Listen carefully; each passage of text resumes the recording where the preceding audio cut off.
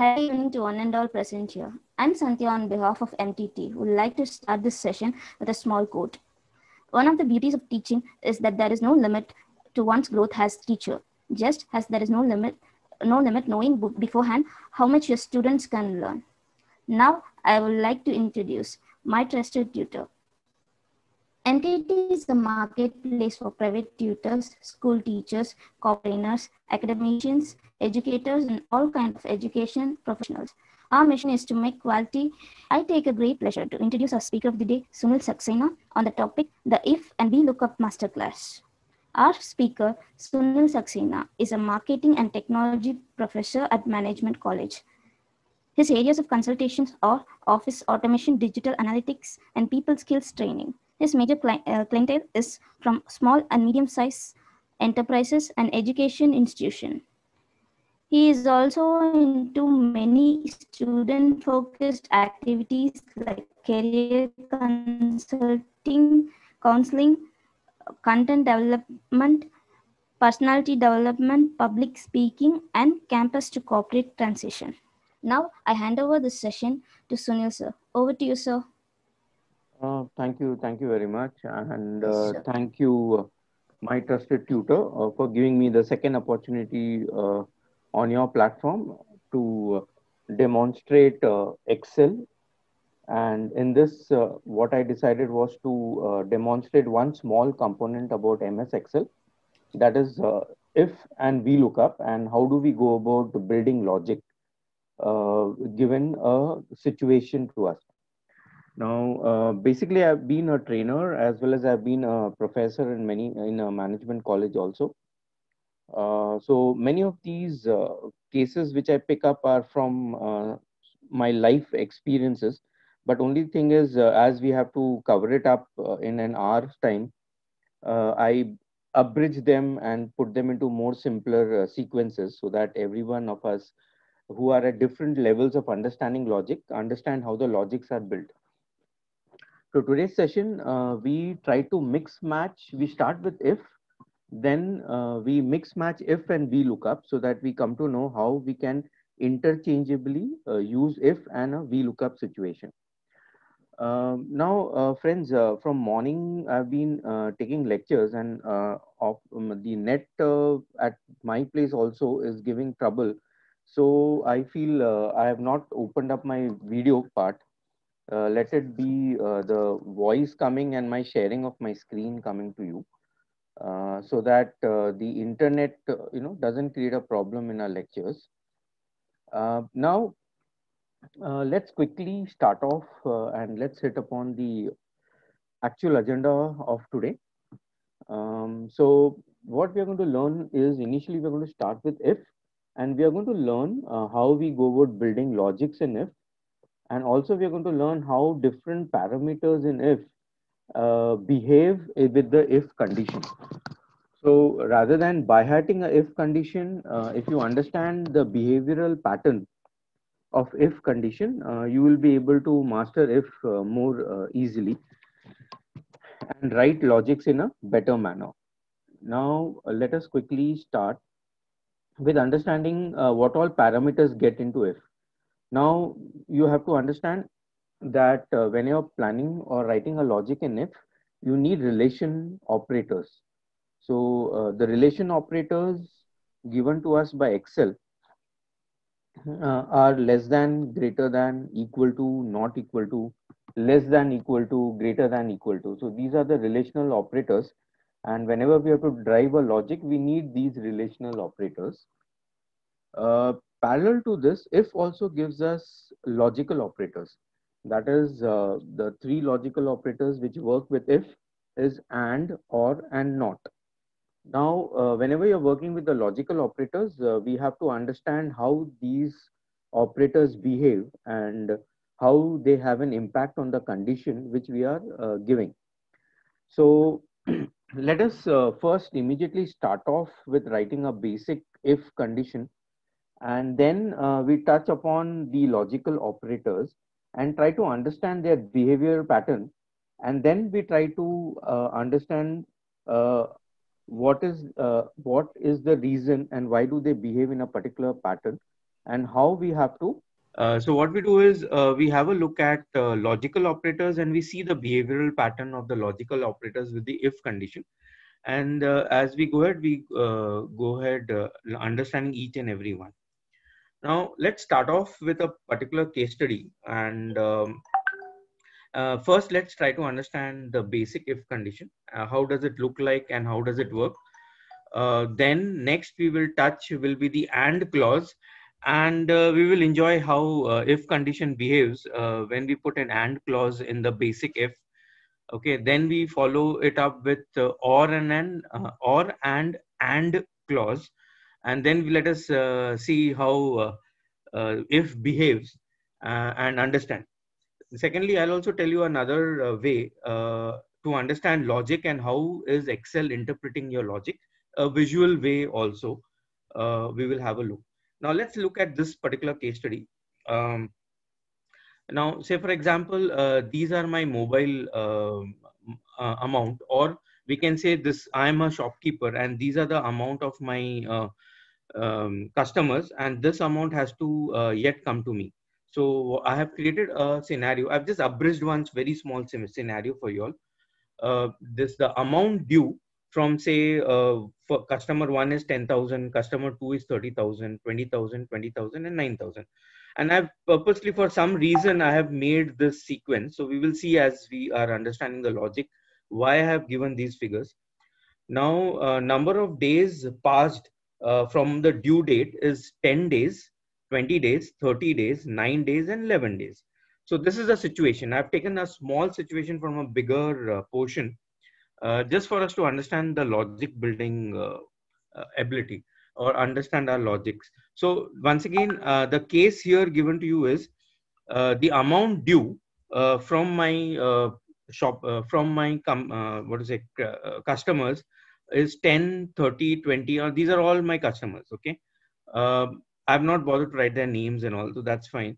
And from the date of payment, I have calculated the number of days which have passed from the due date. So from the due date, 10 days have passed in the first case. Second case, 20 days have passed, 30 days in the third, 9 days in the fourth, and fifth, 11 days have passed. Now, as per my rule of money being returned, I always put a rule saying, say for example, if the number of days are more than 10 days. So if I say, if I have to drive a logic like this, if I say number of days are greater than 10 days, okay, then I charge, okay, 10%. Otherwise, suppose if they are less than, okay, I don't charge them anything, no charge. It's just an assumption. We are just making one logical assumption just to understand a small and very basic if. So if I say the number of days are greater than 10, then the charge calculated will be 10% from the amount. Otherwise, I'm not going to calculate any charge. I'll just say a zero charge for that particular person. I mean, it's just an assumption. And now let us quickly understand the syntax. So every language has a set of commands, and every set of commands have a set of syntax. So we have to understand. So the first syntax is the logical test. If some people may understand it as condition, or some people may say logical test. So let us not debate on that, whichever way you understand it. And then there is a true component and there is a false component. Yeah. And there's a false component.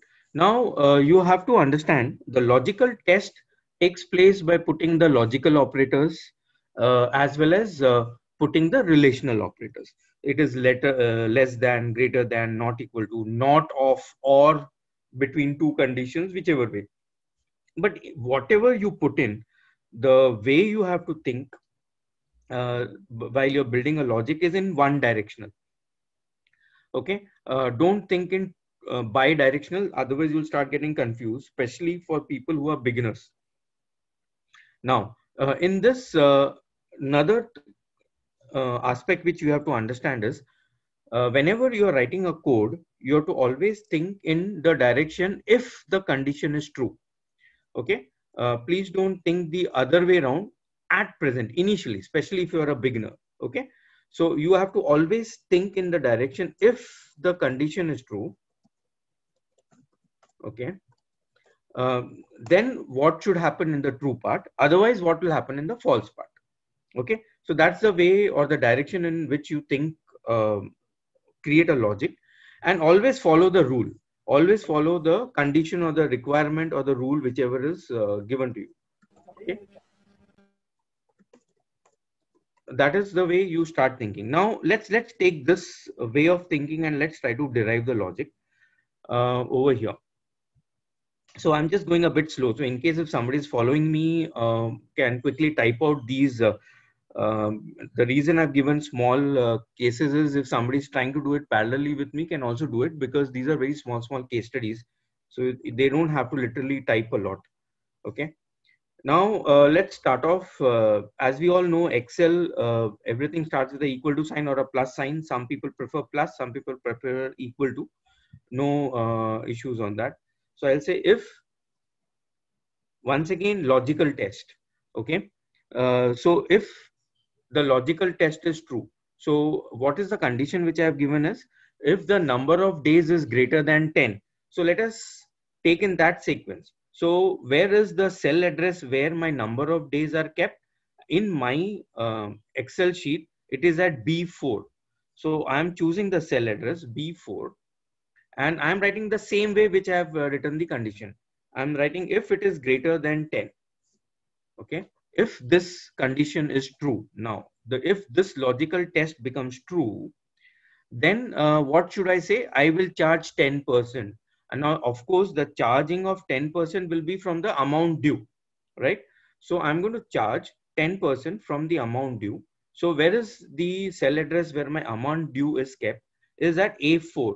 So I choose the cell address and then I multiply it by 10%. Okay, and I'm not adding it with the value. You can also add it up with the value, so you get the total value. At present, we just want the charge component coming out. Okay, so as per the rule, we are just following the rule, and the rule says that if the number of days passed is more than 10, greater than 10 or more than 10 days, then from the amount due, I'm going to charge them 10% as a penalty. So this is what happens. If the condition is true, please charge 10%. And if this condition becomes false, I have no charge for them. So I will just put a 0 in the false part. Okay. So in the true part, if you look at the condition B4 greater than 10, in the true part, calculate the 10%, otherwise calculate 0. Or don't calculate, we are not charging anything. So that's the reason I have put a 0 over here. Now let's press the enter key and see whether it works perfect for us or not. Okay. Now in the first case, of course, it works perfect, because what happens is now is this 10,000? Is this 10 greater than 10? True or false? Of course, it is false. So it automatically goes to the false component and executes the false component. Similarly, when it comes down to the second case, now is this 20 greater than 10? True or false? It is true. So what it does, it goes to the true component and executes the true component and comes out of the program. Now, how do I understand this visually? I'll show you one way to understand how this execution takes place visually. For that, you have to go to the formula ribbon. In the formula ribbon, there is a function called, or a window called evaluate formula. So when you click on the evaluate formula, one window comes in front of you. Now this, it will automatically show you the equation which it has to evaluate. And you have to just keep clicking on the evaluate button. So when I click on the evaluate button, see, it is, as I said, it starts from left to right. You have to understand these rules. Starts from left to right. And now it is checking whether 10 greater than 10. Okay. Now true or false. Okay. It understands it is false. So that means if it is false, I have to execute the statement which is given. in the false component of the if. Okay. Similarly, where the condition has become true, and if I go and ask it to evaluate formula, and now I'm telling you, please evaluate.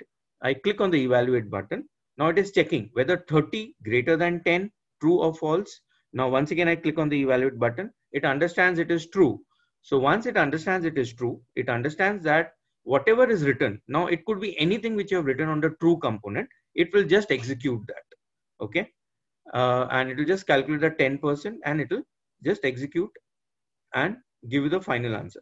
Now it could be anything, like say for example, instead of calculating 10%, I just say, I just put a value, say something yes. Okay. And here I say no, no charge. Now it can be anything put on the true part or false part. Okay.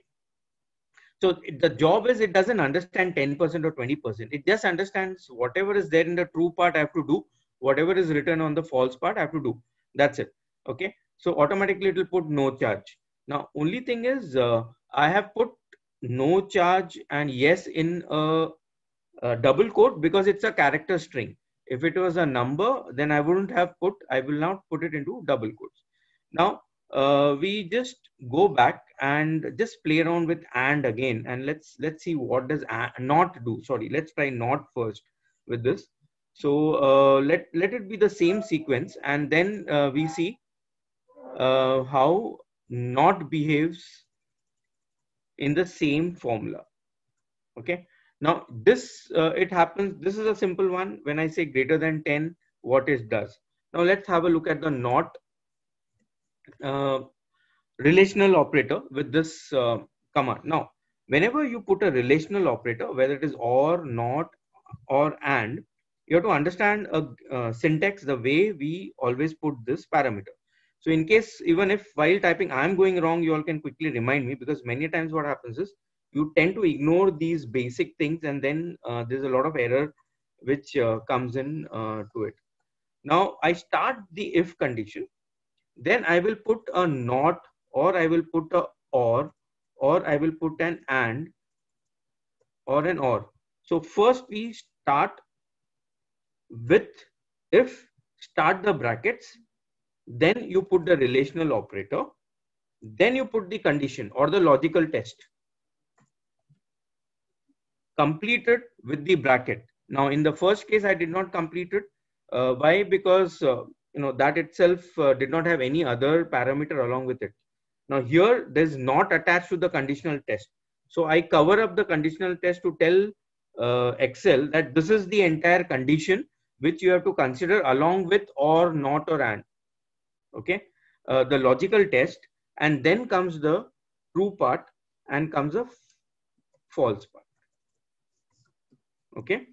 So yes, and see to it that whether all the brackets are closed or not. So we have closed the brackets for not, and we have also closed the brackets for if condition.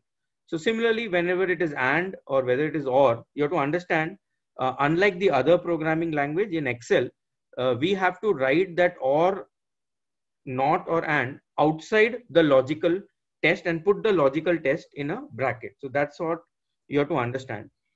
Now let's try and let's see what does this not do, and try to understand not. Now I'm just putting the same sequence. I'm not changing anything. I'm just putting a not over there. Okay. And the logical test also, I'm doing the same thing, that number of days passed is greater than 10. So if not of, this way it understands, if not of the number of days greater than 10. Okay. But like assuming I'm putting the same values there, I'm asking it to calculate 10%, and I'm putting a 0 at the end. And now let's see how it works and how it understands not. Okay. Now I'm putting, I'll just press the enter key, and let's see how it behaves, how this not behaves for us. Now see, what it has done is not of 10 greater than 10. So what you understand by this is, the moment if I say not, it always takes the opposite of that particular equation. Okay. So now what it has done for us is, because of this not of, greater than 10, or all that which is 10 and less than 10, it has calculated 10%. Okay, and the greater than 10, it has not bothered to calculate the 10%. Why? The reason is not makes your condition behave opposite to this condition given over here. Indirectly, what it has done is this, that suppose I give a condition like this. I'll say if the number of days is less than equal to 10. So not का मतलब ये हो गया कि I have changed the greater than 10 actually to less than 10. Okay, less than equal to 10. Okay, then the amount is 10%, otherwise there is a 0. Okay, so whenever I say not, now this not and this equation is behaving the same way. Okay, so whenever I say not, what happens is it takes or it does the opposite of the condition which is given in not. That is what you have to understand. Let me give us another example for us to understand all this. Is like, say for example, I have a chocolate in my hand, and if I say I will give the chocolate to people who are not wearing a red shirt and a red pant, assuming, so all the others will get, excepting the person who is wearing a red shirt and a red pant. So it is not, so it opposite to whatever we do. Okay, but then once again, if I have to write the correct equation, because my logic tells me that anything greater than 10 days, I should charge him 10%. Otherwise, I am not going to charge him if it is less than 10%. But here, just because of this not, my actual logic went wrong. Okay, and I purposely did it just so that we understand what happens if I put not and I don't change the true part and the false part. Okay. Similarly, the same way not understands it this way. If it is less than equal to 10, okay, then the true part is 10%, otherwise it is 0. But what do I want? I want is that if somebody has got more than 10 days, okay, his amount or charge should be 10%. Okay, and if it is less than 10 days or equal to 10 days, his charge should be 0. Okay, so now the only minor change in this equation, if I wanted to work as my first equation, will be that if this condition is true. Now, if this B4 is less than equal to 10, if this condition is true, that means the number of days are less than and equal to 10. If this condition is true, then the true part, I am going to put a 0. Why? Because actually my boss wanted a logic saying that anybody who has got more than 10 days, usko hi charge karna hai. Less than 10 days, usko charge nahi karna hai. But just because I did not swap, I'm getting a wrong equation. Okay. So what I will do is, the true part I'll put as 0 and the false part I will calculate the 10%. Okay. So what I did was I just swapped the true part and the false part in just to fit my condition and also to fit my rule. My rule is as simple as that. Anybody who has got more than 10 days should be charged. As simple as that. Now I am putting the equation ki if the number of days is less than equal to 10, so obviously he is not going to be charged. So the true component, if this condition is true, the true component is 0 and the false component is the 10% calculation. Okay, so that is how we understand writing the logic. So now when we do that, we can see 3000, 2000 and 900 coming out and 0, 0 coming in two situations, okay, where the number of days are less than 10. Okay, so what you have to understand here is the way you give the equation, according to that you have to put the true part and the false part. Okay, so in this case, if the condition is true, that is if the number of days is more than 10%, then what I should do, otherwise what I should do, that is the true part and the false part. If the number of days are less than 10%, then what should be the true part? Otherwise, what should be the false part?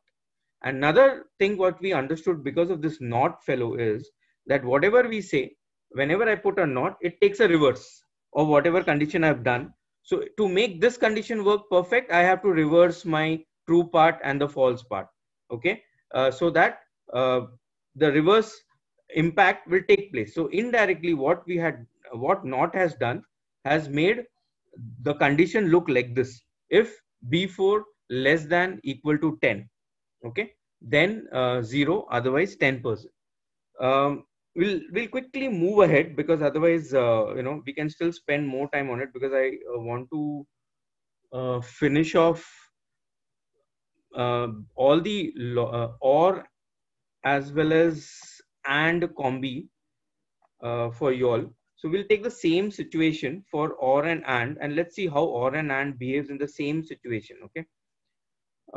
Now let's take the and condition first. Okay, and then we take the or condition at a later stage. Now, for and condition, I cannot have one condition. I need to put in two conditions, because it is and means I have to combine two conditions. So what I say, if the number of days, okay, number of days is greater than 10, and the amount due is greater than 10,000. Okay, if this condition is true, then calculate 10% of the amount, else do nothing, just put a 0 over there, that's it. Okay, so whenever I say and, we have to understand how and works. Not, we understood, not makes your equation opposite to whatever you put the logical test. So uska ulta pakadta hai. And in and, both the conditions have to be compulsorily true, then only the true part will get executed. Okay, it is something like this. I'm ready to give a chocolate to a person who is wearing a black shirt and a black pant. So unless and until he's not wearing both black color shirt and black color pant, he's not going to get a chocolate. In other words, if he's wearing a red shirt and a black pant, he will not get a chocolate. Or he's got a red pant and a black shirt, he's not going to get a chocolate. Why? Because the rule of and is both the conditions have to be met, or it has to be true. Then only it will go into the true component. Otherwise, it will go into the false component. Now let's see how both behave. Okay, and let's enjoy the behavioral pattern of and or. Okay. Now what I'll do is I'll type the equation as it is, and as per the rule, if you see the not, I'm going to do the same way. I'm just going to put and in the beginning, and I will say the number. What was my two conditions? First was the number of days. So I'm just following the same pattern. Okay, you can interchange it, but later on, once you become an expert, go ahead with the experimentation. Initially, we just follow the same. So if the number of days is greater than 10, and now how do I separate two conditions? Okay, because these are two separate conditions, though they are going to work combined. I separate it with a comma. Okay, and then what I say is, now my second is amount due. So where is my amount due kept? It is in the cell A14. A14 greater than 10,000. Okay. Now immediately we have to close the condition box. So now my logical test box is closed. And if this condition is true, yani ki if the number of days is also greater than 10, and the amount due is also greater than 10. If both the conditions are met, then please calculate 10% of the amount. So what I'll do is I'll just put the 10% here. Okay. And if this becomes false, I'm not going to charge anything to that guy. So it's fine. So now I have to complete the if condition totally. So see, the condition is properly closed and the if condition is properly closed. The and condition is put into a bracket and both the conditions are separated by a comma. Okay. Normally, in normal other programming languages, we have the habit of putting and in between. Now here in Excel, we have to put and outside and separate both the conditions with a comma. So that's what you have to understand. Now let's see how it behaves. See, we are not trying to correct anything. We're just trying to understand how it behaves for our understanding. Okay.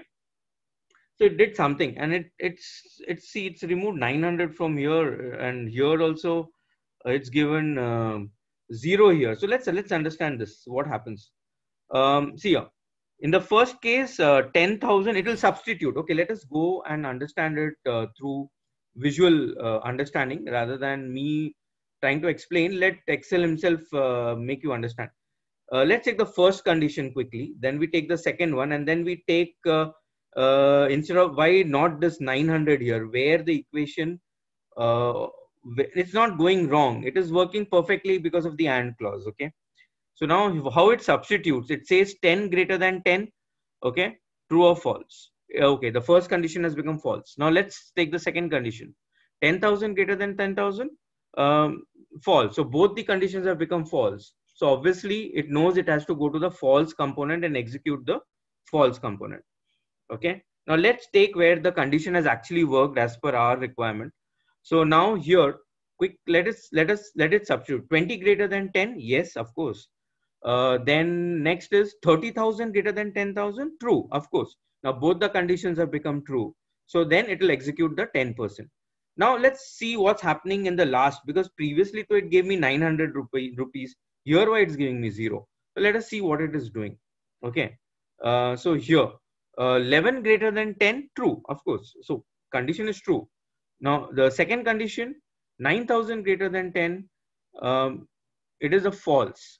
So as I said, as per the rule, AND works if both the conditions are compulsorily true. Now in this case, both the conditions are not compulsorily true. So in that case, what it will do? It will go to the false part and execute the false part.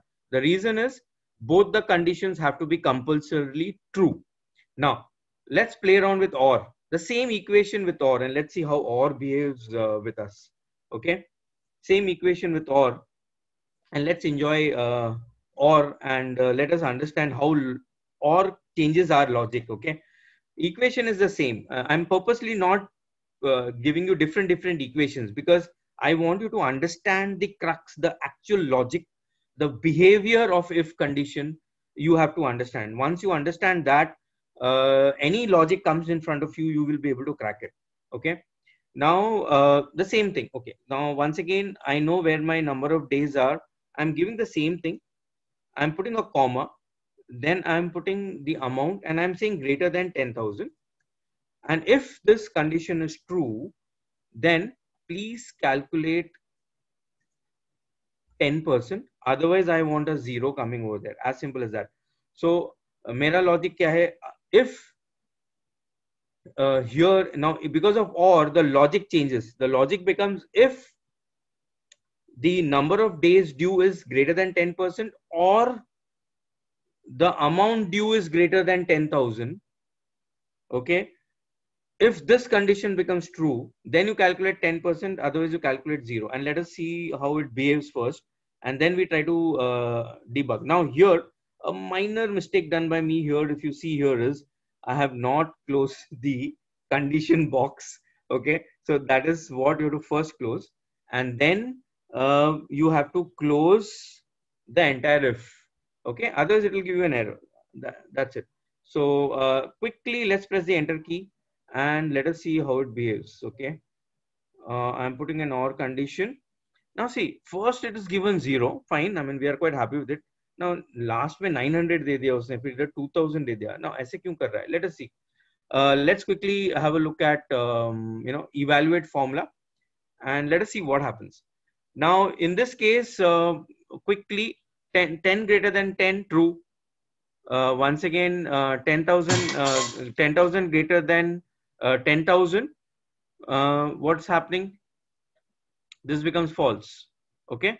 So now in both the cases, the conditions become false.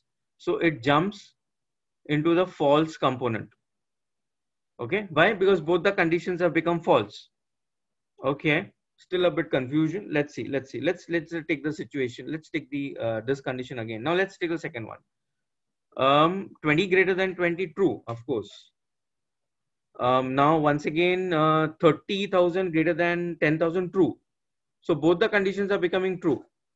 Okay, so obviously it understands if both the conditions are true, then I have to go to the true part and execute the true part of the if condition, and it gives me 3,000. So both the conditions are true. So make a note of it. Both the conditions are true.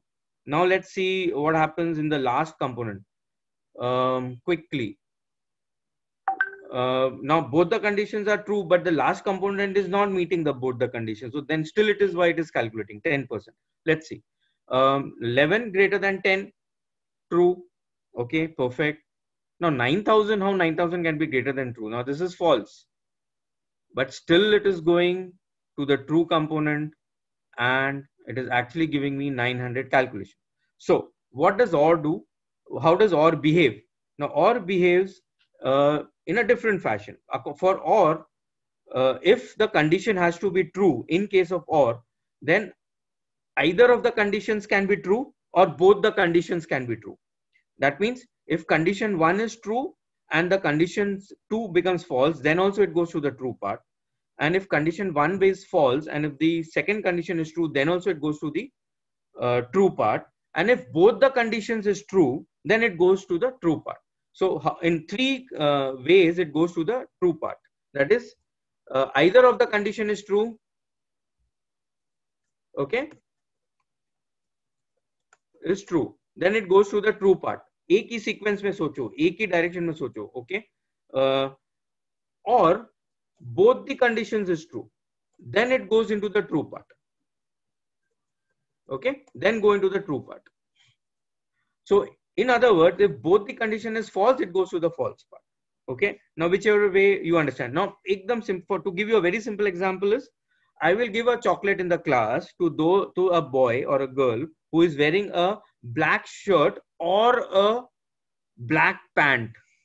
So that means that person can be wearing either a black shirt and a black pant will get a chocolate, or he is wearing a black shirt and a blue pant also will get a chocolate, because one condition is getting true.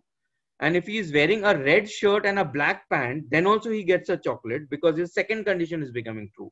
Okay, so to understand this logic, you have to understand is not, the moment you put not in a given condition, it makes the condition work opposite to that condition.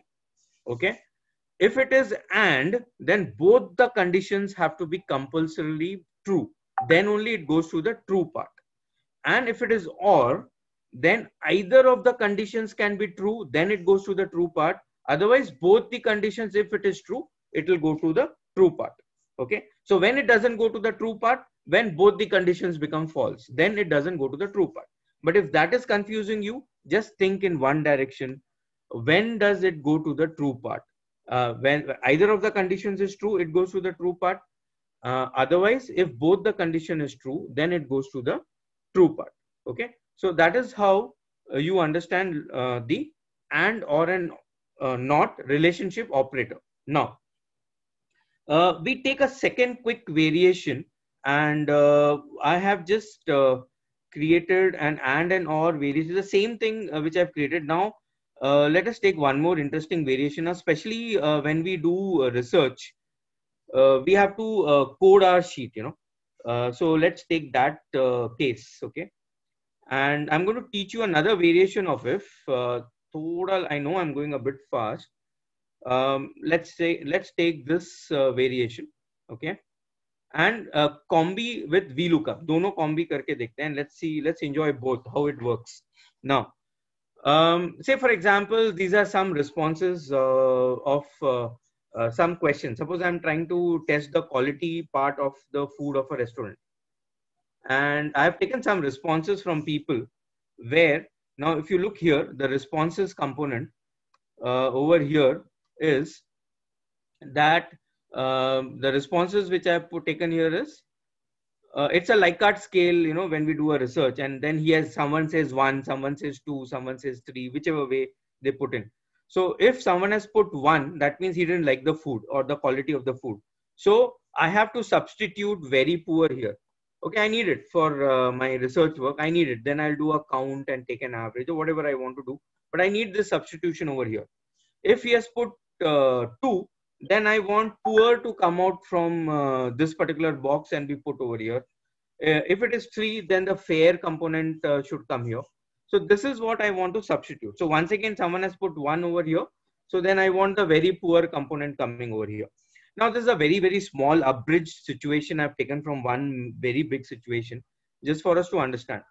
Now in this case, what happens is I need a if condition to understand 1. If the condition is 1, then put the true part, put poor. Second if the condition, if the response is 2, then put poor in the true part.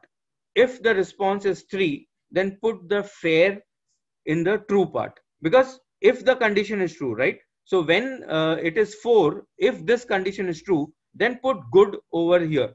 Then you have to put good over here. So if the condition is true, so how many ifs I'm going to write? Okay, I cannot write individual ifs, right? Now here I need another concept known as nested if. Now nested if, what happens is you have to start the if as it is. If the logical test, if this logical test is true, okay, then do whatever I write in the true part. Okay, but if this logical test becomes false, please check there's another if over there. Now if that logical test of that if is true, do whatever I write in the true part. Okay, but if this condition becomes false, there is another if over there in the false part of the first if. So nested if, the logic is always write the second if in the false part of the first if, and the execution takes place from left to right. Okay, the execution will start from the first if and keep on executing till it meets the last if. Okay, and in between the conditions become true, it will execute the true part and come out of the program. It will not go to the entire if conditions. Okay, so let's quickly write down this nested if. Okay, I'll say if the logical test, okay, if this is equal to 1, if this condition is true, then I write very poor. I want that code to be there, right? So I'm writing, it's a text, so I'm putting it into double quotes. Let's cover this up. Let's finish if here itself and see what it does. Yeah, it's perfect, fine. So suppose if I change it to 4, it doesn't know what it is to do, right? So that means I have to still build my logic. So now the false part of the first if, I'm writing a if condition again. I'm saying if this, okay, is equal to 2. Now see, I'm not I'm following the rule. The rule is if it is 1, very poor, 2, poor, 3, fair. I'm not putting the other way around, 5, excellent, 4, good, 3, fair. No, I can do it that way. But initially I'm learning to put the logic. So let us follow the sequence or the rule which is given to us. Okay. Now in the second case, it becomes poor. So once again, I write in the double quotes. Okay. Now here I've got 2 ifs which are open. So if I have to end it here, I have to end it with 2 closing brackets. So my 2 ifs are over here. Let's check this out. Suppose if I put 2, will poor come there? Yes, perfect. So poor is coming. So it is working perfectly for us. Okay. Now the false part of the first if once again the code over here is equal to 3. If it is equal to 3, then I have to put fair. Right. Similarly, I just go ahead cracking the code and I have to start the bracket of the if, put the condition, it is 3, then if it is equal to 4, the true part is good. Okay. Then the last if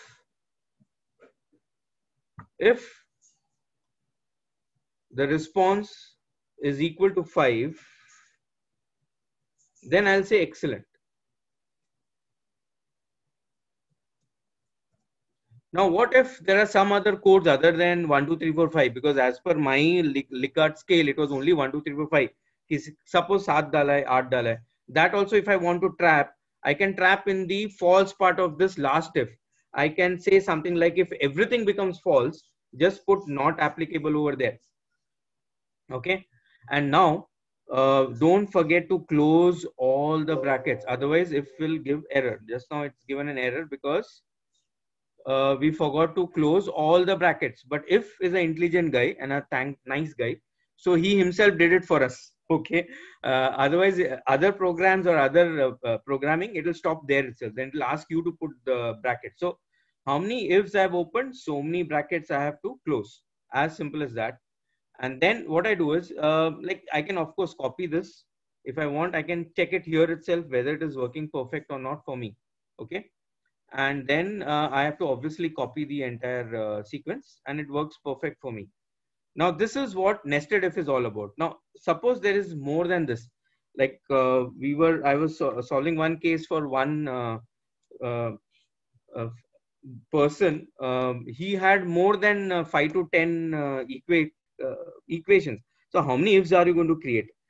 Suppose if there are 10 or 20, how much ifs are you going to put? 20 ifs, and ultimately get confused. Okay.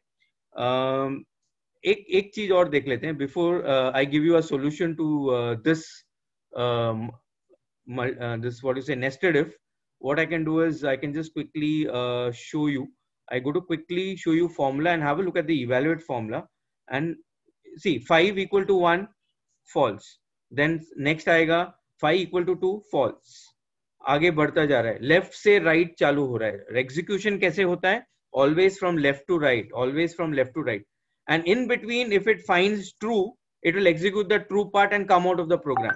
But here it is not able to find true part. So poor fellow is going and going and going and going. Okay. And then finally, he finds the true part and then it says, okay, that means I have to put excellent over there and come out over there. Okay, that's it. And suppose I put some other number here. Suppose I put 7. Of course, that NA, the last component works and it works out for me. Now, what I have to understand is, can I simplify this logic? Or because if it's more than 20, 30 such big ifs, I myself will land up getting confused. How many ifs I have to put? I mean, Excel will allow you, but ultimately I'll get confused. So what can I substitute this situation to put a VLOOKUP and simplify my logic? So let's see how VLOOKUP works. Now, first, let's understand a quick look at VLOOKUP logic. So VLOOKUP, you need a lookup value. So lookup value is nothing but these responses which I've collected over here, 4, 2, 3, 4. So I need a lookup value. Okay. I need a database or a table array where it has to come and look up that particular value. Okay. Then I need the column index number. So ultimately now suppose in the first case it is 4. So lookup value 4 hai. My table array, it has come. It has come to my table array and it has located 4 there. Okay, 4 is here. Now what should I do? Now what I'm telling it to do is whatever is in this column index number which I'm giving you, dump that value over there. Now whatever it can be. So now here what I want the responses to be put over there. I don't want anything else. Okay. So I have to give a column index number. So my column index number, how do I calculate? The column index number for the first column is 1. For the second column is 2.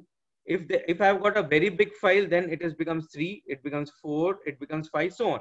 So my column index number, this is my column index number, will keep on increasing 1, 2, 3, 4, 5, 6 that way. If it's a very big, so suppose by chance, if I say column index number 1, then it will dump 1, it will not dump very poor and all. Okay. Another component of VLOOKUP is whether you want to give an exact match or you want to give a approximate match. Okay. So what is this approximate match? Let's कभी-कभी क्या उल्टा समझने में जल्दी समझ में आता है. What is this approximate match? Suppose if I tell you marks between 30 to 40 gets an F grade. So whenever I say anything in between, it's an approximate match.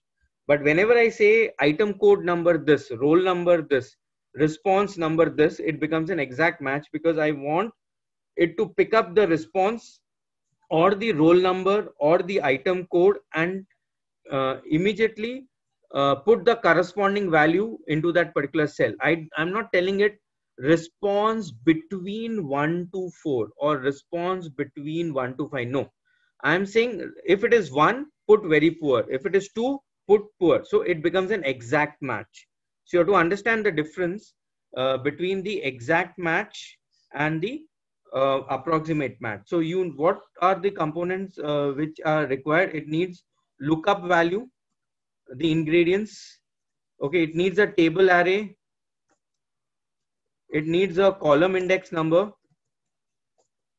And then I have to tell it, is it exact match or it is a approximate match? Okay.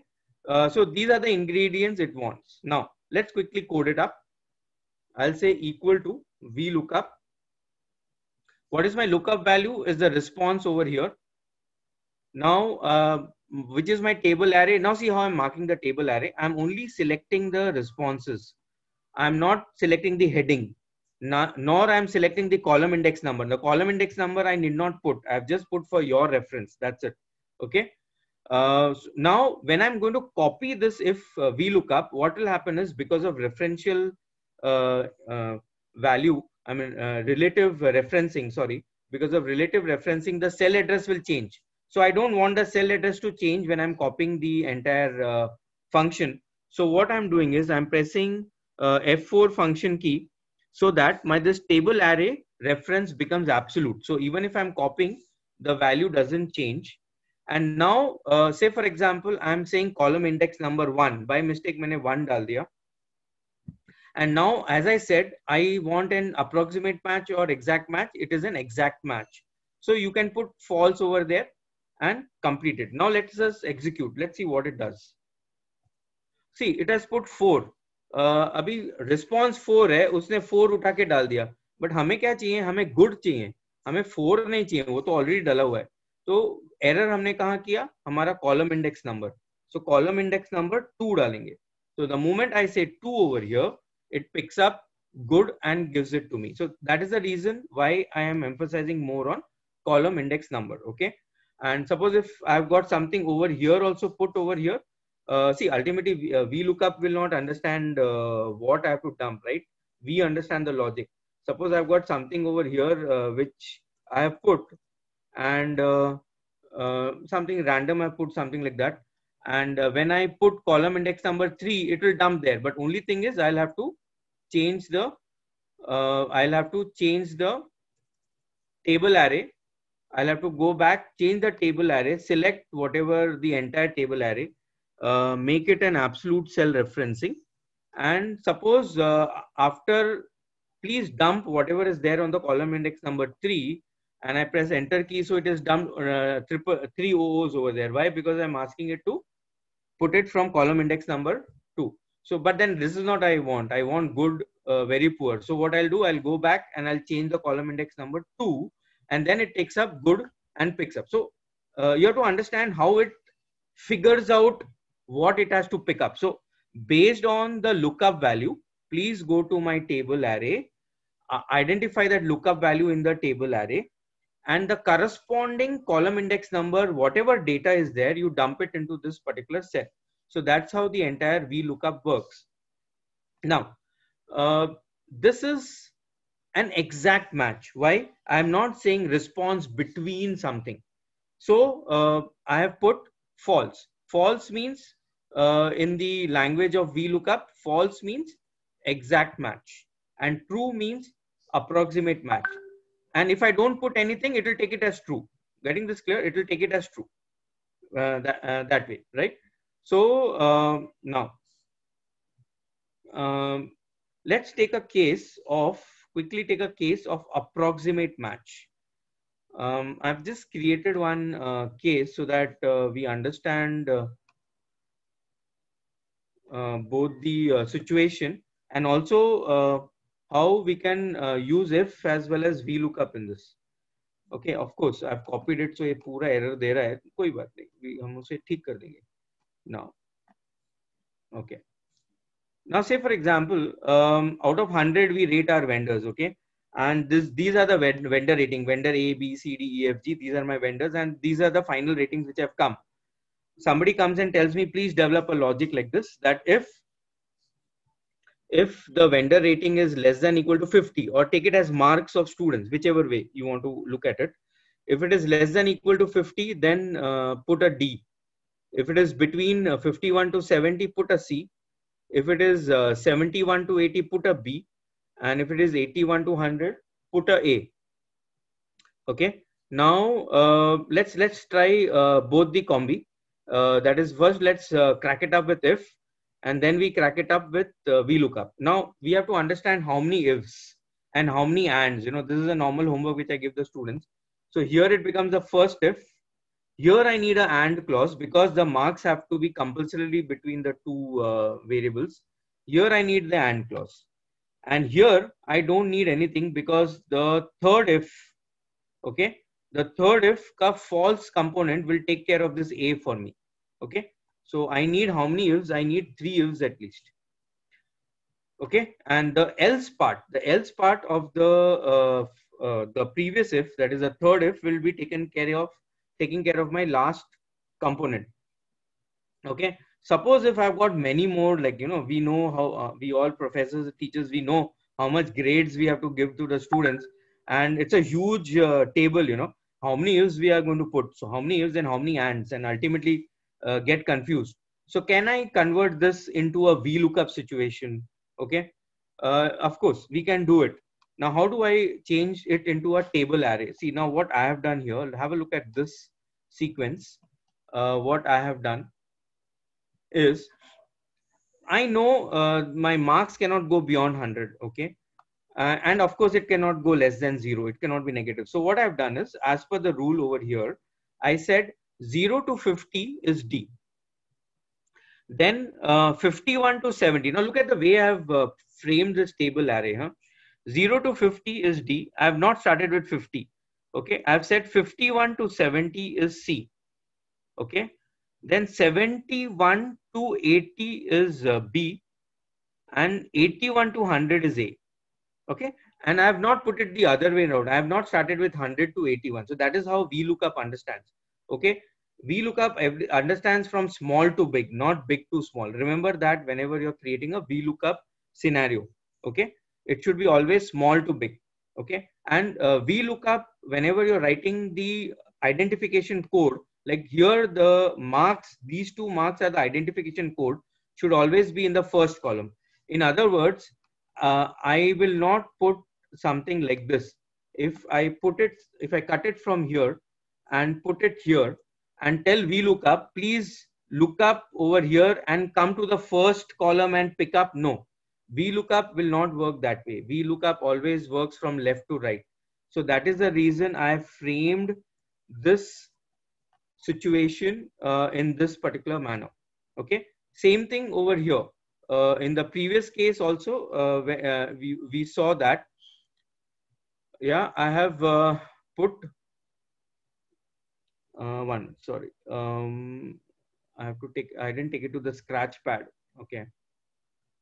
Okay, I started in the same sample from where I picked up. Fine, so that's okay.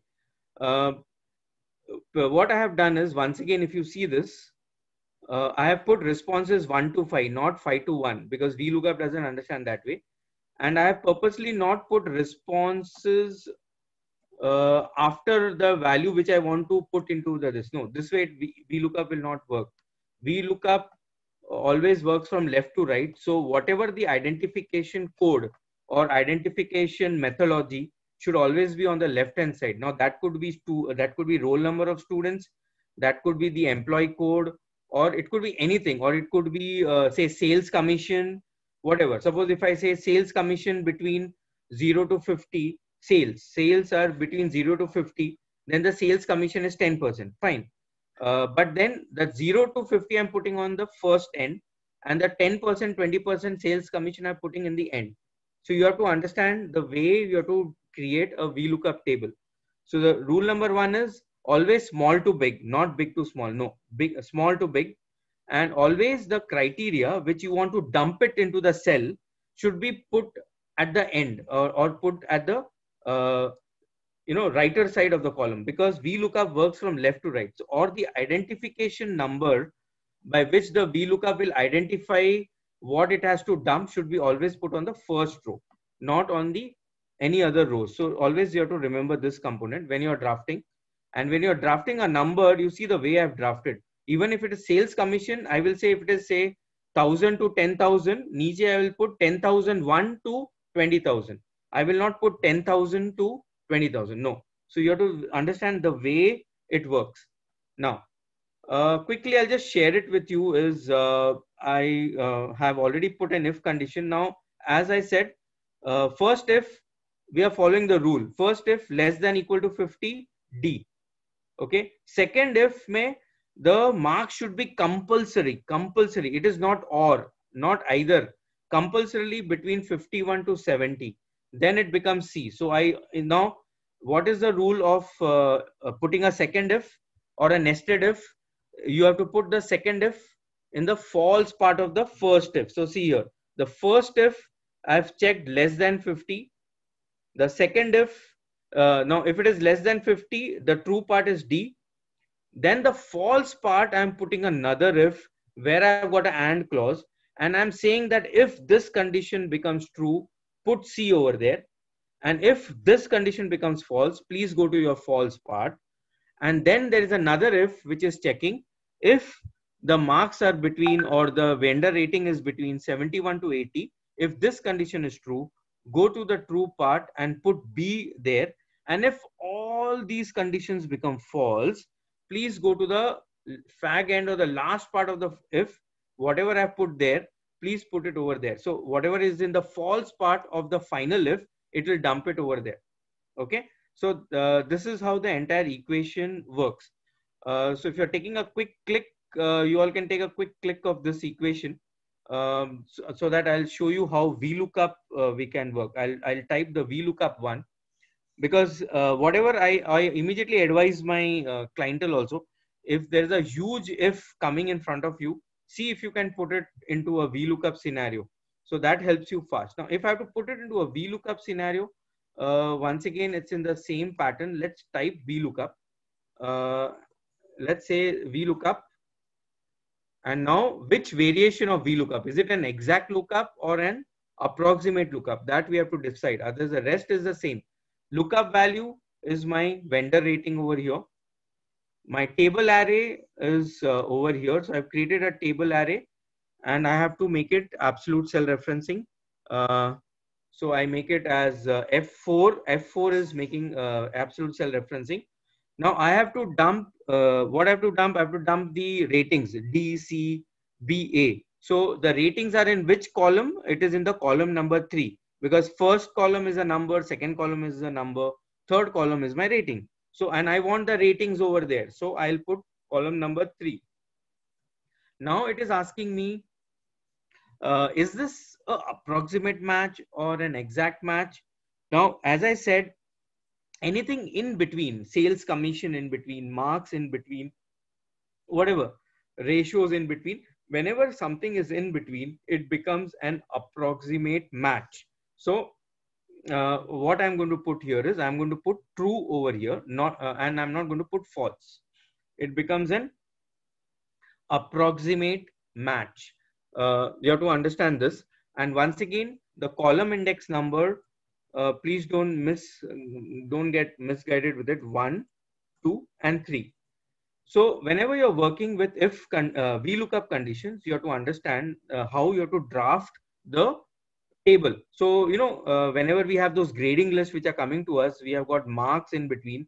Please draft the grading list in this particular fashion: 0 to 50, 51 to 70, or whichever the grading variations you may have. You may have more than this.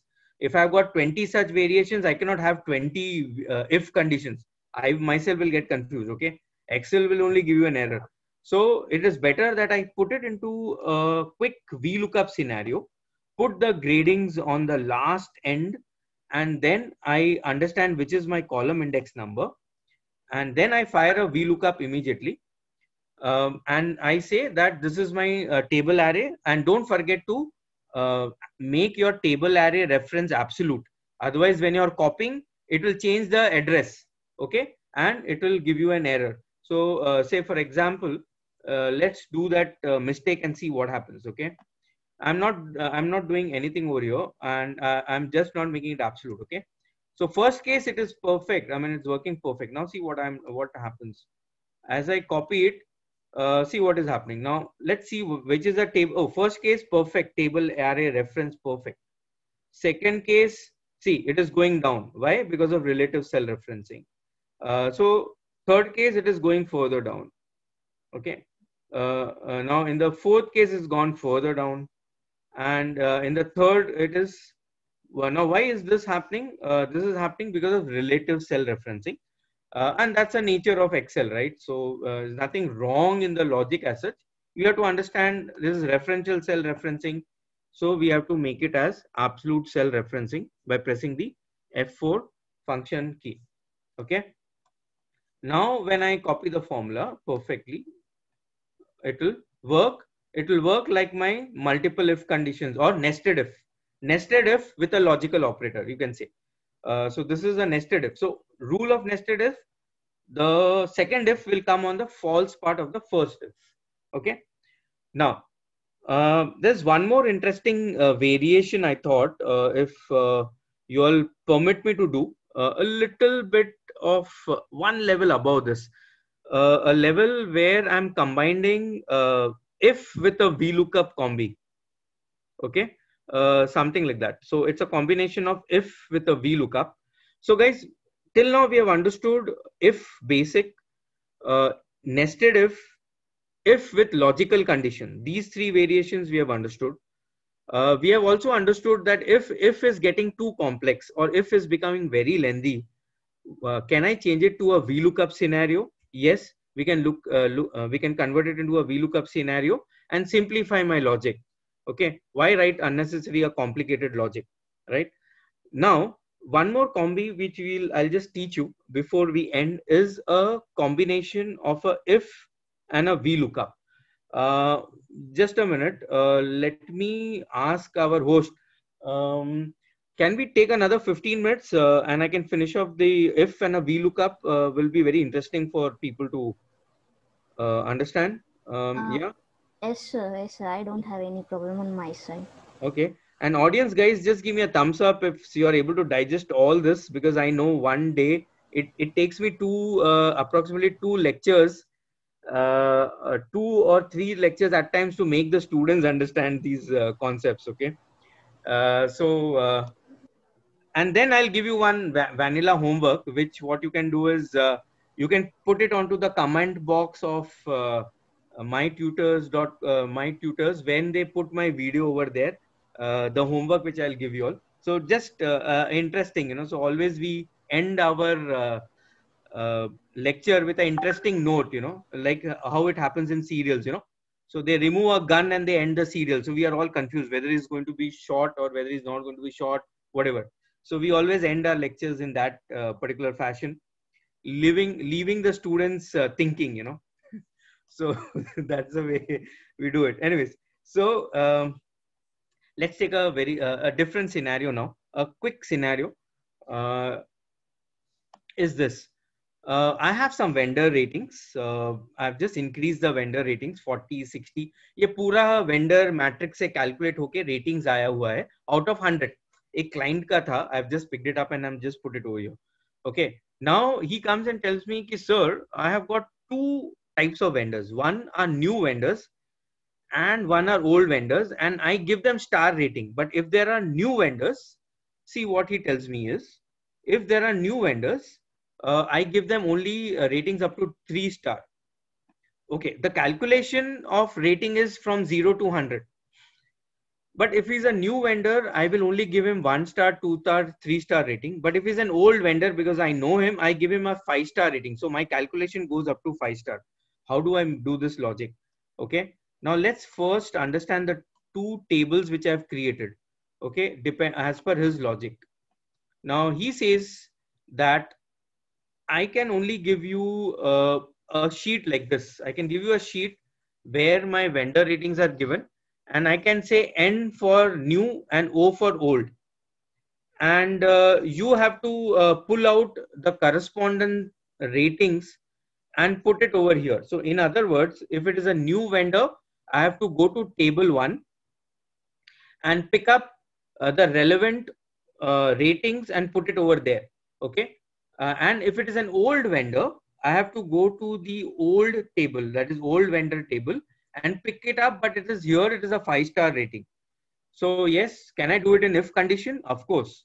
And then what happens at the end? I get confused, Excel gets confused, and then we get fed up of our code. So let us use VLOOKUP. So first, let us understand column index number. Okay. So once again, guys, vendor ratings are between 0 to 30, 31 to 60, 61 to 100. So this is an approximate match. You have to understand this. Similarly, if I come down here, what is my column index number for this? 1, 2, and 3. Once again, the vendor rating is between 0 to 10, 11 to 30. So once again, this is an approximate match. It is not an exact match. So we have understood two components of VLOOKUP just now. Okay. Now we have to tell VLOOKUP key, please come here. My lookup value is vendor rating. Perfect. But VLOOKUP, please come and have a look at this column. Key, if it is N, means you have to go to table 1 and pick up the ratings from table 1.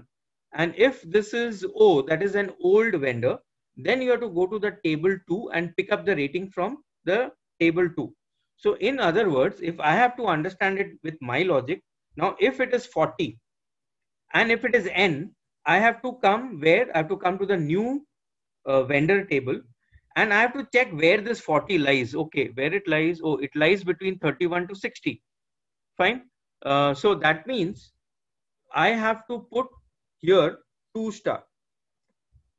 Okay. Why? Because my 40 lies between 61 to. Now when I come down to here, next logic, okay, my lookup value is 60, but it is O. That means I have to go to the O table. That is, I have to go to the old vendor table and check out where my 60 is lying. Okay, my 60 lies somewhere between 31 to 60, and I have to pick up this 3 star from the old vendor table and put 3 star here. Getting this correct? Now the problem with this VLOOKUP fellow is it doesn't understand logic. It doesn't understand less than, greater than, not, or, and all that. It just understands database. It just understands one table. It understands approximate match है या exact match है, and कौन से column index number से data मुझे डाल के उधर dump करना है बस, because it doesn't have its own brain, right? We are able to understand because we are using our brain over here, because our brains are more powerful than computer, right? So once again, if it is 70, lookup value is 70, perfect. Now it is N or O, it is O. So O means I have to go to the old table. And where does this 70 lie? Okay, 70 lies between 61 to 90. So I have to dump 4 star over here. Okay, I and you are able to understand, but how will I make VLOOKUP understand this? So to make VLOOKUP understand the logic, I use a combi of 2 commands. I use a if and I use a VLOOKUP combination. So I will make if look at whether it is N or whether it is O. Okay, and accordingly, the true part and the false part of if will have my respective VLOOKUP. Okay, let's understand it more clearly. Another way I can also tell you is, when logic gets complex, it is safer to name the table ranges, So the moment you name the table ranges, it becomes absolute once again. So rather than marking, if it's a huge sheet, how much you can keep marking? So it's always safer to name. So say, for example, now see what I'm doing. I'm not selecting the entire table. I'm only selecting the main component of the table. Okay. And I'm just going to the name box. And this is, suppose the new vendors are given new table. Suppose I give it like this, NEWTABLE, and press the enter key. So the name gets registered as new table. How do I know? See, once again, if I mark this table, come here and see on the for name box, it is giving me new table, right? So it has taken this perfectly. So this I've given as new table. I'm just writing down for my reference. Otherwise, what happens is sometimes we may forget what name which we gave to which table. Similarly, I mark this. Okay. I go to the name box once again, click on the name box, and here I say old table, and I press the enter key. So what happens? The advantage of this is the moment I choose this particular range, suppose I don't type old table, I choose this range, automatically Excel will put old table over there. So now what I've done indirectly, I have done the F4 activity. I've made this table range absolute. Okay. So even if I'm copying the formula, the table range is going to be the same. So I don't have to worry. I don't have to remember. I have to press the F4 function key. So that is the advantage of naming a given range. Okay. We will see where the names are also stored in 2 minutes. First, let's try out the logic. Now, what is given to me? Vendor is given to me. The whether is old or new is given to me. Now, let's try to understand how it works. So, सबसे पहले तो first step is I have to understand whether I have to go to the old table or the new table, or the new table or the old table, right? I have to understand that first. Once I understand whether I have to go to the old or a new table, then my VLOOKUP will understand, okay, now which is my lookup value? Okay, now this is a table I have to look into. Fine. So if condition will make VLOOKUP go to the right table. Now, how do I write this logic? Now think in one direction. Now the direction which I tell you to think is as the rule is given. What I have put first, I have put the new table first, right? So if my logical test, yani ki if the cell address where I put an N or O, okay, if it is equal to N, okay, if it is equal to N, if this condition is true, okay, if this condition is true, then what will be the true value? It has to go to the new table and do whatever I want it to do. And if this condition becomes false, then automatically in my false part, I will write another VLOOKUP which will automatically go to the old table. So the logic is very simple in one direction. If I say if it is O, if it is O, if this is equal to O, then the true part will be the old table and the false part will be the new table. If it is N, okay, if it is equal to N, then the true part will be the new table and in the false part will be the old table. So accordingly, I'm just putting true part and false part. I have to just understand. So don't get confused. You know, you just think in one direction. So let us take if it is equal to O, if it is equal to O, and one more thing, O is a character. So of course, please don't forget to put it this way. Or if you want to take it as N, put it as N in quotes. Okay. Why? Because it's a character. Okay. So anything which is a character or a character string, we put it into double quotes. Now let's take the sequence like this. So let's take as we have framed the tables. Okay. Let's not unnecessarily confuse. Now, if the new old vendor, wherever I put that value is equal to N, if it is equal to N, if this condition is true, then please go to the new table. So what I will do, I'll type a VLOOKUP here. VLOOKUP, once again, lookup value. Now lookup value is not N and O. My lookup value is what the vendor rating. Okay, so where is my vendor rating? My vendor rating is in cell A2. So my lookup value is the vendor rating. Now here, what I'll do, I have to mark my table array. Now when I mark my table array, see automatically it has put new table. Getting this clear? So why should I unnecessarily go and mark? I myself will type new table and it will understand from where it has to pick up. So once again, my table array, the headache of putting F4 has come to an end. Only thing now I have to understand is the column index number. So what I have to put into that cell, I have to put the stars, 2 star, 3 star, 1 star. So what I have to do is my column index number is 3. And the second thing what I have to understand is whether it is an approximate match or an exact match.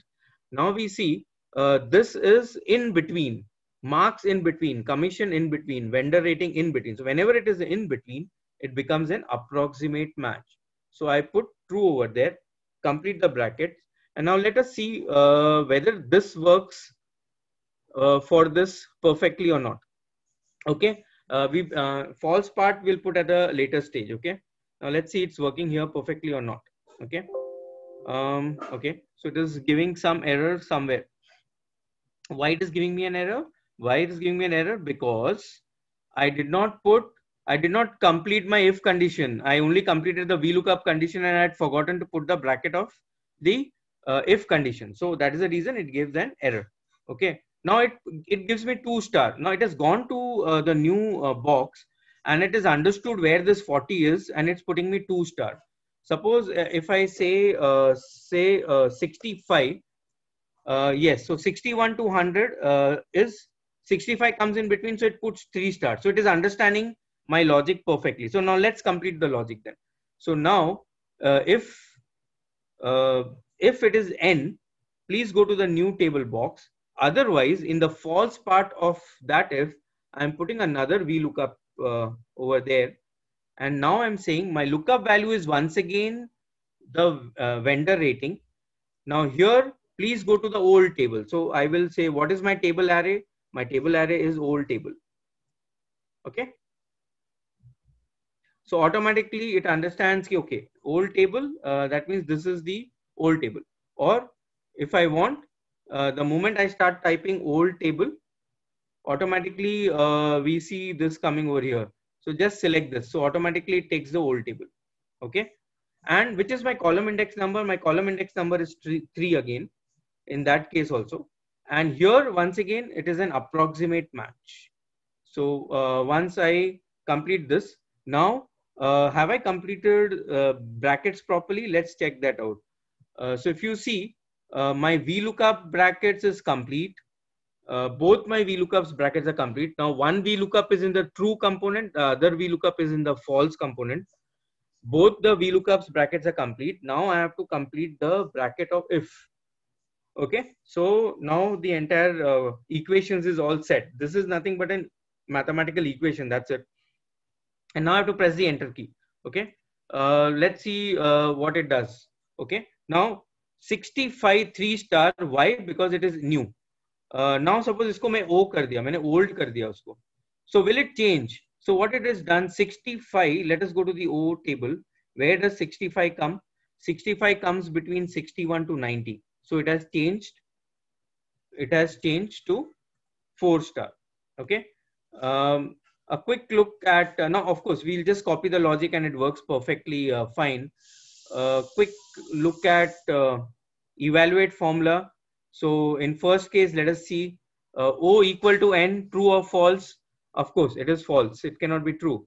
So it understands that I have to, now if understands that I have to go to the false component and execute whatever is in the false component.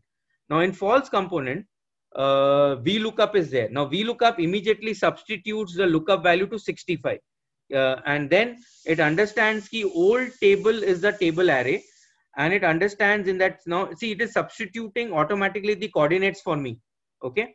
And then it understands I have to pick up the thing from the third component and put a 4 star over there. So that's how the entire execution takes place.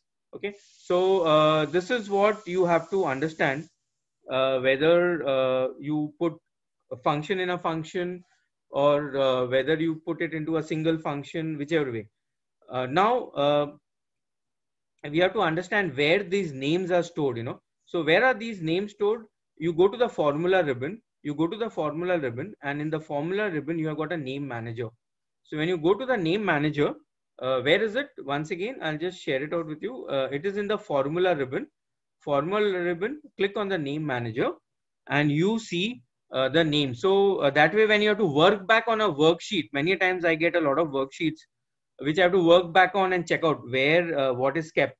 So you know from where to pick up what. So here you can understand, here you can click on this name also and delete the name. You can edit the name, you can put new name, whatever you want you can do. This is a name box. So where is this name box kept? In the formula ribbon name manager. And where is this evaluate formula kept? Evaluate formula is also kept in the formula ribbon and evaluate formula. So wherever you're getting confused, kindly go to the evaluate formula and work it out. Now, guys, so we have covered major combi of if and VLOOKUP. We can still go on making more and more complex, where we can have string functions with a if and a VLOOKUP combi, or whichever way. So it depends upon the logic. We take various functions of Excel and put all these functions together and execute it. Okay. Now, one thing you have to understand is function in a function, how it works before we end. So function in a function, now here we have put two different functions. If in a if is a nested if. Here we have put two different functions. Okay. So if I say something like this, max of min of say 10, 20, and then min, say once again, max of 20, 90. Okay. Now this is a function in a function scenario where I've got two functions which are within one outermost function. Now, how it happens, that you have to understand the logic execution. The rule is, first of all, the innermost function works first. And if there are more than one, it becomes from left to right. Okay. Then the output of the innermost function will become the input of the outermost function. And then the outermost function works first. So whenever you're putting a function in a function, you have to understand which function's output should become the input of which function. Okay. And the function in a function, the innermost functions fire first. So that is what you have to understand. How do I understand this logic? Quickly, we go and have a look at evaluate formula. Now, as I said, the rule is innermost function fire first and from left to right. So सबसे पहले वो min fire करेगा. Min में 10, 20, minimum क्या है 10, we all know that. अभी maximum 20 और 90 से maximum क्या है, click करो 90 है. So now you see the innermost function output have become the input of the outermost function. Now it will evaluate max 10, 90. Now of course max between 10, 90, we all know it is 90. So then it will execute 90 and give it to you. So that is the rule of function in a function. So whenever you're putting two functions, different functions in between, you have to understand which function, you have to understand the final output, what I want. So the final output will be the outermost function. And to get the inputs to be fitted into the outermost function, you have to put other functions within the outermost function. Anyways, so this is how the function in a function rule works. So the inner works first. Okay, from left to right. Okay, then the output of inner function, okay, becomes input of outer function. This concept you have to understand. Then only you will be able to understand which function will go into which function. So the innermost function works first. If there are more than one function, then it will work from left to right. And outermost output of inner function becomes input of the outer function. So that is how you understand the inner and outer function. Okay, guys. So we are coming to the end of our session. What I want you all to do is, I want you all to take a quick click of something which I'm going to show you. Just take a quick click. I'll explain and then we'll quickly wind up this session and try to get the answer for this calculation, and put it into the comment box once my video comes there, and I'll give you my answer in that comment box itself. Okay. So this is a tax calculation. We do a lot of tax calculation, guys. We know. थोड़ा इसको complicate नहीं किया है मैंने, because now tax calculation for men is different, women is different. If you all can take a quick click of this. Now, what I have done here is, this is Tanya, employee. This is her taxable income. And this is the entire equation which I have put as tax calculation. Okay. So you can take a quick click so you get an idea of, I don't want to give you the answer, so I'll not allow you to take a click of the answer. Now, you just understand the equation. For the first 1,50,000, there is no tax at all.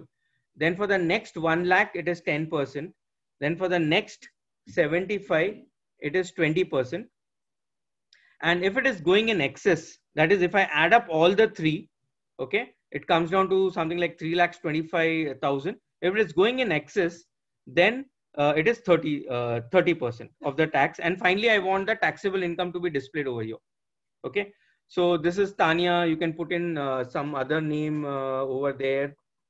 Put some say 3 lakhs or 4 lakhs or 7 lakhs per annum salary is earning, and come here and put this equation of tax calculation. Explanation I have given you over here. So what I suggest is peacefully sit with this logic, understand my explanation, and try to frame this equation. Okay. Once you understand this explanation itself, you will be able to frame the equation. Only the thing is, it is a nested if in a if in an if in a if. So nested if, the rule is the second if comes in the false part of the first if. Okay, that's a basic rule. Only here you have to minus the initial component. So here I've put over here, you have to keep minusing the previous component so that you get the taxable, left out taxable income. So this makes it a bit complex. That's it, or it does nothing. That is the only complexity. Rest all is the same. Okay, so make an attempt to this. Okay. Okay, if you want, I can still give you the answer. So you can just have a look, click out the answer also. And the best part is first don't type the answer. That is what I always tell my students. Please don't just type the answers I'm giving. First, put your head on it. Try to understand the logic. Why I'm minusing something, why I'm adding up something. If you see 2,50,000 is an addition of 1,50,000 and 1 lakh. Why I'm doing that? Okay, then why this 3,25,000? Why I have added all the three? Okay, so that logic you have to understand, because I have to keep minusing that much component from that salary and pick out the untaxed one and tax on it, right? Because it is first so much, next so much, then next so much. And in case if all that 3,25,000 gets exhausted and still if he has got money left, guys, we don't leave him. We say, no, then you give me 30% from whatever is left. So that's how it is. Anyway, so just give it a try on this. I can keep on giving you many more such equations, but I want you all to give it a try on all this. What I can do is I can share this worksheet with my tutorial also. They can share it, they can mail it to you once while they mail you the certificate or something like that. If they do it, it will be great. So you can get the sample sheet what I have given also, and all the answers are over there. Now the best way to understand Excel is practice. So look at a lot of YouTube videos, look at a lot of other equations, try practicing. The more you practice, the more you master this if conditions and the VLOOKUP conditions and all that. Okay, guys, so we ended up here. Thanks for your patience listening. I know we went for 2 hours. Yeah, I do agree. Online 2 hours do get a bit hectic. And in between, I did speed it up a lot. But I hope you have got the crux of my master class, which I wanted to teach you, was the logic building, the way you think logically. That is more important.